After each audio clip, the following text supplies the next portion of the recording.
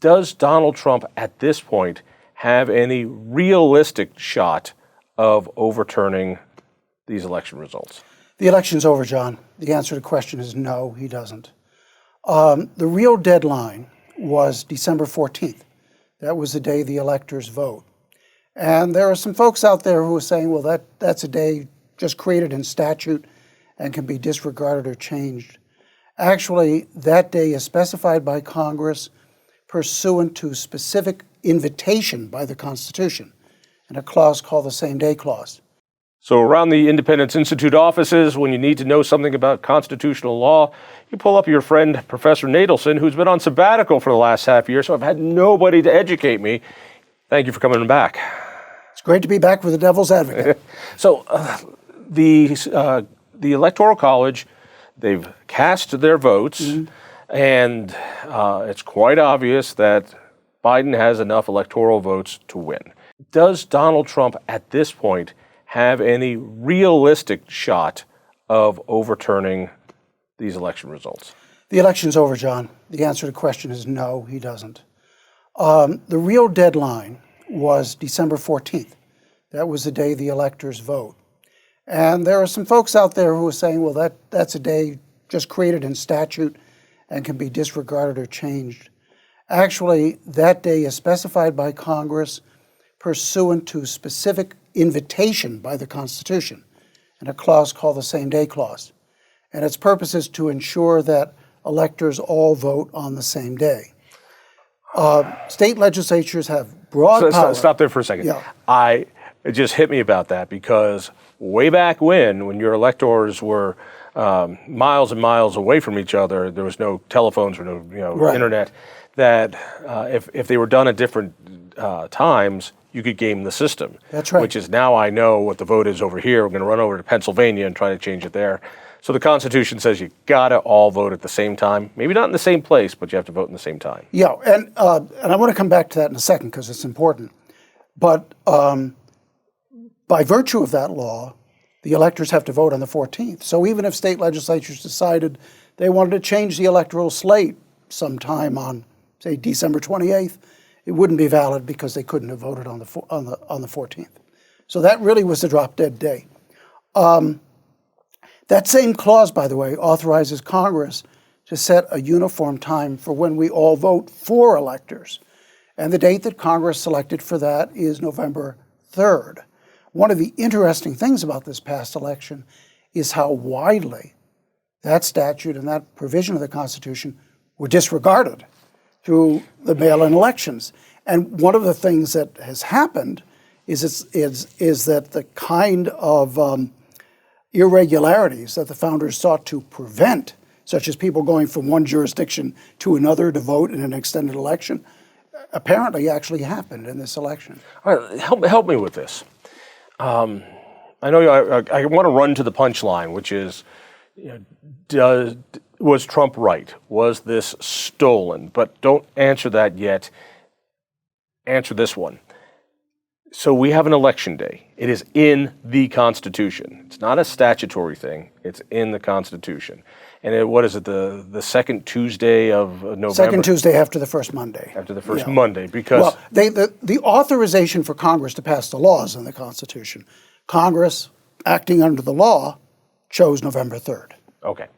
And so November 3rd happens, and that's the election day. Yes. But we are now accepting ballots, not Colorado. Colorado, I think, does it right with, I don't like mail-in ballots, but the mail-in ballots have to be in by 7 p.m. on Election Day. And now Pennsylvania and so many other states say, they can come in when they come in. That seems to be opposite of what the Constitution says. Am I right on this? You are, but Colorado's system is also opposite what the Constitution says. Really? Yeah. The idea was that people are all going to go to the polls on a certain day so that you can't game the system, so that you don't know necessarily what the trends are from week to week. Even the traditional absentee ballot system is suspect under the Constitution. Not to say we can't have absentee ballots, but the way we've been doing it where, it can come in a week in advance or whatever, really is inconsistent with the spirit, if not the letter, of the Constitution's Same Day Clause. And that's the United States Constitution. Yes, the U.S. Constitution, that's right. Does that apply here in Colorado, or is it only because it's a presidential election? It applies to presidential elections only. So if if Colorado wants to have mail-in ballots for state legislative elections, congressional elections, local elections, that's fine. United States Senator? Fine. But on president, it has to be same That's right. day. But president, it has to be same day by reason of Article 2, Section 1, Clause 4, the same day clause. All right, Mr. Professor Smarty Pants, then tell me this. Why hasn't anybody sued to say, hey, Colorado, at least every 4 years, you cannot have mail-in ballots. You have to have same day. I don't know. I can only speculate, John, but I think it's partly the optics. I mean, you don't really want to be cast in the position of preventing people to vote from voting, or I don't mind being cast like that. I'll be. Well, yeah, right. I mean, you bring the lawsuit, but or taking away the vote from Granny because she can't get to the polls. Now we can, in fact, ensure that Granny can vote in other ways, but I think it's partly the optics that prevent people from suing over it. And well, be honest. If they did sue, what do you think the chances are? It would have to go all the way up to the Supreme Court, I would assume. And what do you think they would do?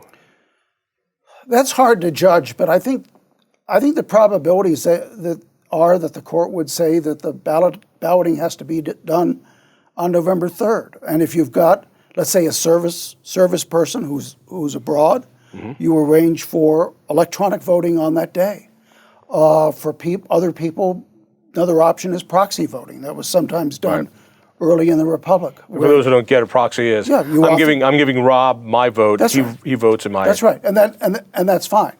But what we don't want is votes dribbling in over a series of weeks. Why not? As long as it's postmarked before the end of election day. Well, one problem is the one I mentioned: people moving from jurisdiction to jurisdiction. Another problem is politicians identifying who hasn't voted, who has voted, changing their messages, changing their pitches to the people who haven't voted. The other possibility, especially if they have to get the ballot in by election day, or they have to have it postmarked election day. Why is it a problem if it dribbles in 3 days later? It's a problem because the politicians know, let's say a week before the election, who's voted and who hasn't voted, right? And they can tailor their message. They can also, in certain circumstances, engage in intimidation against those people who haven't voted. So I think a lot of folks might not understand that when Colorado doesn't have election day, we have an election month. Right. And every day the Secretary of State puts out a database that says who has voted. That's right. That is, whose ballot has come in.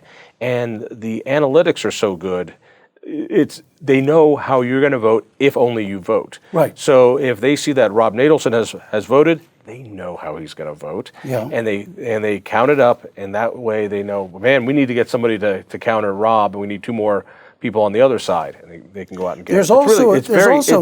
There are information disparities. Take, for example, the fact that during the election season this year, information came out that maybe it just wasn't Hunter Biden who was engaging in influence peddling. Gee, there seems to be some information that Joe Biden was engaged in it. Well, everybody who had already voted didn't have access to that information. Everybody who hadn't yet voted now had access to that information. So you create information disparities among the people who vote. And I've made that, mail-in balloting is kind of like calling the winner of a 15-round boxing match in the 3rd round. Yeah. And it's particularly bad when it gets to farther down ticket items. Because everybody knows who's running at the top, who's running for governor, who's running for senator. But your local tax initiative gets no press until very close to election time, at which point it's either passed or failed. And so it's a real benefit, that early voting. All right, let's get back to the presidential election. Did Trump have a valid argument to overturn these elections? John, I can't speak to the factual status In other words, I can't tell you whether Dominion voting systems swung votes or how many votes they swung. I can't tell you for a fact that they changed the rules in a bad way in Pennsylvania or Wisconsin. I can tell you that voting is considered, even though when people vote for presidential electors, that's not in the Constitution, that's a gift given to us by our state legislature. But once it's given, the courts say that's a fundamental right. And if you do wind up changing the rules in mid-course, treating different voters differently, which also can happen with mail-in ballots, that's a violation of the Equal Protection Clause of the U.S. Constitution. That we know. And so if the factual claims made are true, then yeah, there were massive violations of the Constitution in the vote counting and the vote treatment in this election. Enough to overturn the election? I don't know. Okay. I don't know. But let me make a point here, because this is important. State legislatures ultimately have control over the presidential electors that they send, right? Mm-hmm. There is a congressional statute, which says that if the election is held on November 3rd and it does not produce a winner, then the state legislature should go ahead and either set up a mechanism for choice of electors or choose the new electors themselves. So the real issue, as far as state legislatures is concerned, should not have been did Trump win rather than Biden win, but was there enough of a mess here to justify either setting up a new election, a snap election, or choosing electors themselves? And what was striking about this election is that even though there was a convincing muddle in perhaps 6 states, not one state legislature, and 5 of those states had Republican legislatures, manned up and actually did what they were supposed to do under the Constitution. Hold hearings on the issue of whether there was a clear winner, and if there was not a clear winner, either call a snap election or choose the electors themselves. Right, let me kick this back to you, make sure I've got it all. So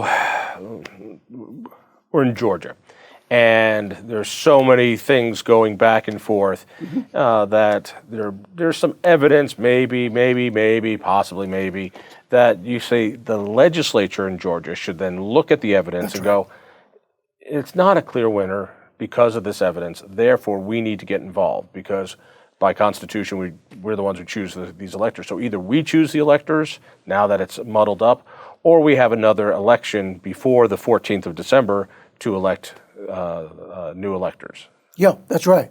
And why they didn't do it, I mean, I did some consulting in the course of this for legislators, and there were a variety of excuses. One was, for example, well, our governor won't call us into session, and the state constitution requires our governor to call us into session, or the governor would veto a bill changing the election. Many of these legislators were badly advised by their own legal counsel.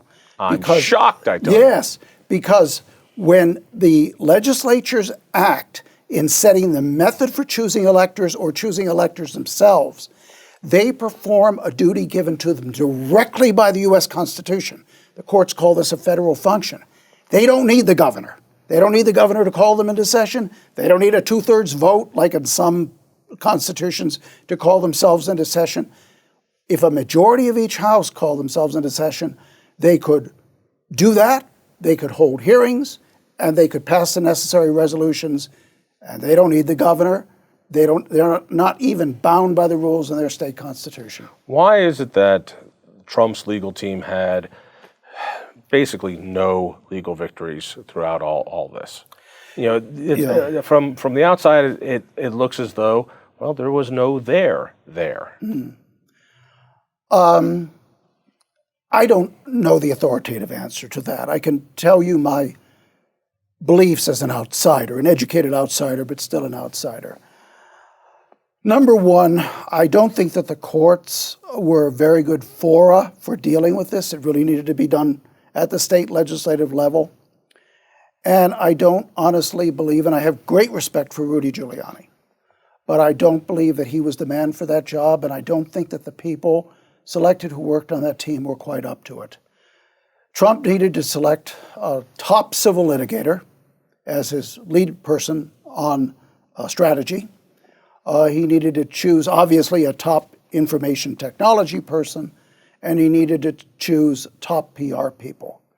I saw Mayor Giuliani in a press conference spend a full hour discussing two affidavits. It was just a snooze, right?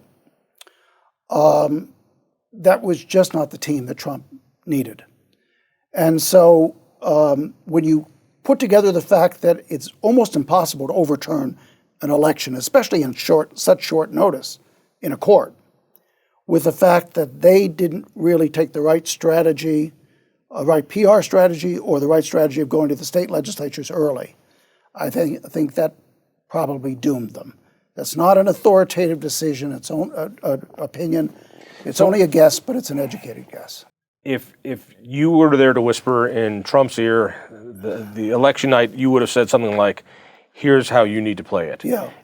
You don't say you're going to drop a bunch of suits. You're going to now call on the state legislators in those 6 states, the legislatures, to call hearings about this and get control of these, quote, stolen elections. Yeah, I wouldn't rule out lawsuits. I mean, you want to target particular lawsuits to particular states, but the main strategy has to be saying, look, Title III, Section 2 of the United States Code says if there's not a clear winner in your state, you're supposed to convene. You legislator. And that's right, you legislators, and you're supposed to grab a hold of it.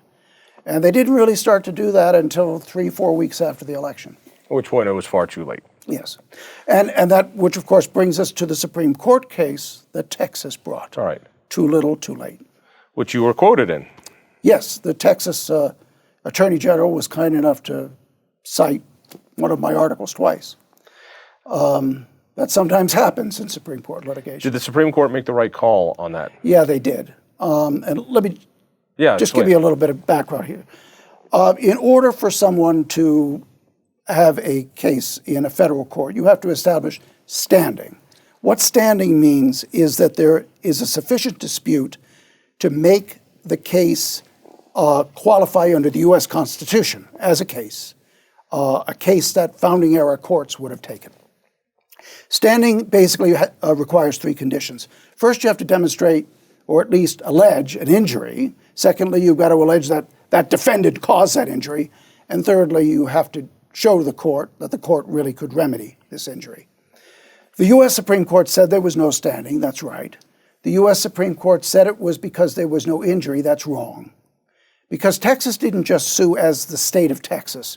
It also sued parens patriae, which is a Latin expression meaning parent of the country, that is on behalf of its citizens. And I think that if Georgia, Pennsylvania, the other states, in fact acted the way that Texas alleged, they did damage the voters of Texas. But I think where the case fell down was on the third prong. This case was brought on December 7th. The deadline date, the drop-dead date, is December 14th. What Texas was asking the Supreme Court to do was consider the case, hear oral argument on it, draft an order, issue the order, send it to the state legislators, ordering the state legislators to come back into session, and having the state legislators make a resolution with respect to electors, all in the period of a week. If that case had been submitted to the Supreme Court, let's say, on November 14th instead of December 7th, then I think you would have a different case. So all this, and let's finish up on this. All this leads to the push to reform how we elect a president. Sadly, in Colorado, the voters affirmed the legislatures putting us into the interstate compact for national popular vote, which is so wrong on so many ways. And if Coloradans defeated it, I think it would have chilled the whole movement. I think now you're going to see more people going, you see, this is why we need to have a national popular vote. And I wouldn't be surprised if in the next 4 years, that they get up to that 270 point. Maybe not, that enough states do it. At which point it goes, then finally a suit can happen because you can't sue when something hasn't happened. You seem to think that the Supreme Court would uphold the Electoral College over this. And let me ask you, the way I read the Constitution, it sounds like every state legislature can decide how they're going to decide their Electoral College members, that is, who's going to be vote. And if they say, well, we're going to vote on it ourselves, or we're going to leave it to the people, or we're going to have a runoff election, or we're going to have this kind of election, or we're going to do this, they have the right to do that. So why don't they have the right to say, we, the legislature, have decided whoever wins the popular vote, that's who it is. Well, now, first let me say that this election is an excellent example of why we should not have national popular vote. Well, because we would be fighting over the elections in every single state, not just 6 states, right? Because it was a very close because election. The Electoral College cages election disputes into individual states. In 2000, we'd be fighting about hanging chads in 50 states in the District of Columbia, not just in Florida, okay? And the popular vote, which is just a scorekeeping for fun thing, it was actually a very close election. It wasn't a runaway election. It was closer than people thought. Well, yeah, it depends upon what you'd believe about fraud this year. Okay, I think there are basically 3 reasons why the Supreme Court would reject national popular vote. Number 1, it's an interstate compact. It has not been approved by Congress. The national popular vote people claim that the normal constitutional requirement that compacts be approved by Congress doesn't apply because of a 1978 Supreme Court decision. I don't think the Supreme Court would follow that decision today, but even if it did, national popular vote doesn't fit within the exception the Supreme Court created in 1978. That's number 1. Number 2, just as the Supreme Court would not uphold a deal whereby Colorado sold its electors to the highest bidder in order to raise money, so it also wouldn't uphold national popular vote because the idea of electors is that they represent the people of the state, not the people of the nation, not the people of other states. Let me challenge you on that because I hadn't. And there is a long history of Supreme Court decisions that basically say that when you use one of these federal function powers, as you do when you create a system for choosing electors, you have to follow the intent behind the Constitution. This is new information for me. So the thought is, we're the electors and we're the legislature in Colorado, and we get to decide how we're going to choose this.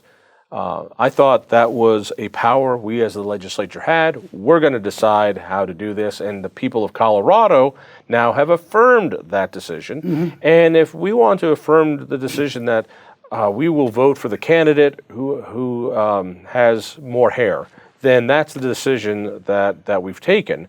And it might represent us, it might not represent us, but we have made that call.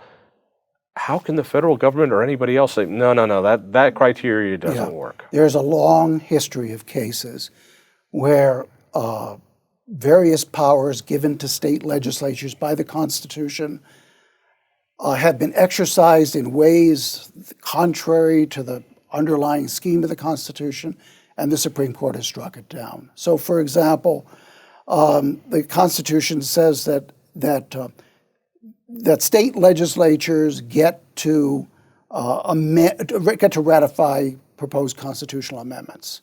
They cannot defer that to a referendum, even if the people of the state want to handle it through referendum. There's a certain mechanism set up by the founders' design, and when you exercise a power given to you by the Constitution, it has to be exercised in a way that the Constitution contemplates. Electors are designed to represent the people of the state. That's their function, not to represent the people of California unless they're California electors. But there's a third problem also, okay? National popular vote has a provision in it which says that no state can withdraw from the compact 6 months before inauguration date. The idea is preventing a state from withdrawing because they don't like the result of the popular vote. That directly contradicts a pronouncement of the Supreme Court in the most important electoral college case of all time. It's a case called the McPherson case. And it says that you cannot restrain the power of state legislatures to recall the electors or to change their minds at any time, at least up until that electoral... December 14th Yeah, date. December 14th, right. And for some reason, while the national popular vote people mention the McPherson case, they seem to have disregarded this pronouncement. Now, the McPherson case is old. It's old, but it's still recognized as the most important electoral college case of all time and was reaffirmed by the U.S. Supreme Court as recently as last July. All right, so if I'm hearing you right, the law is that the state legislature can change their electors whenever they want to change their electors. These are the Electoral College electors, all the way up to that specified date, 14th of December. So in a hypothetical where we have a lock-set partisan Republican state legislature and governor, and they don't care what anybody thinks of them, and the people of Colorado voted for the Democrat, if the Republicans in power go, nah, we don't like that, are you telling me they actually have the authority to change the electors? Absolutely. Absolutely. It probably would be political suicide to do it. But they do have that authority right up to the day the electors vote. And going back to tie this into a wonderful bow, this is what you thought the Trump people should be going after, talking to the state legislature instead of the courts. That's right. An opportunity missed. Well, I hope that the national popular vote doesn't ever get up to the Supreme Court. I hope it never becomes a reality. I think it would be devastating for this country, and the work you've done on it has made that very clear. It would tear the country apart. We could discuss that sometime. It would literally tear the country apart. Interesting times. Rob Natelson, thank you for coming back to work. I was worried that you'd find yourself on some Fiji beach and never come back. Thank you, John. Take care. Yeah. If you enjoyed that conversation, by all means, click one of these other great programs. We have the best conversations with the most fascinating Coloradans. And subscribe to our channel. Just click down below and hit that little bell button too. You don't want to miss a single show.